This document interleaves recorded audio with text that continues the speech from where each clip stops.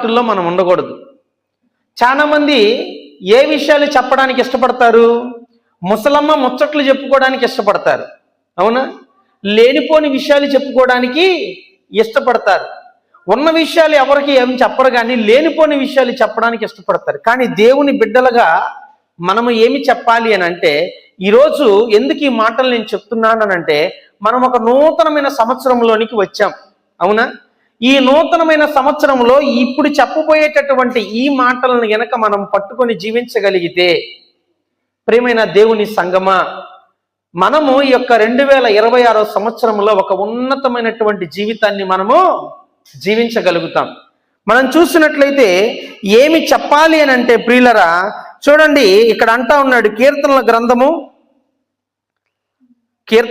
96వ అధ్యాయము 3వ వచనము.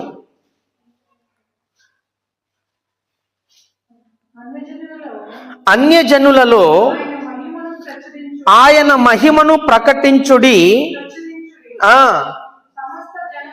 సమస్త జనములలో ఆయన ఆశ్చర్య కార్యములను ప్రచురించుడి. దేవునికి స్తోత్రం, హల్లెలూయా. ఏం చెప్పాలంట? చెప్పటం అంటే ఏంటి? ప్రకటించటం. ప్రకటించటం అంటే ప్రచురించటం. అర్థమైందా? ఇప్పుడు ఏం చెప్పాలంట మనము? దేవుడి వాక్యం చెప్తా ఉంది, అన్య జనులలో ఆయన మహిమను ప్రచురించాలి, సమస్త జనములలో ఆయన ఆశ్చర్య కార్యములను ప్రచురించాలి. చేస్తున్నామా? అన్ని జనులలో ఆయన మహిమను ప్రచురిస్తున్నామా? ఏమ్మా, మనం ప్రచురిస్తున్నామా?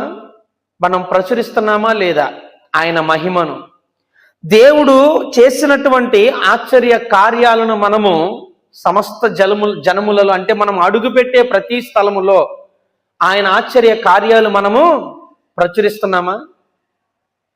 కాబట్టి మనం ప్రచురించే వారిగా ఉండాలి.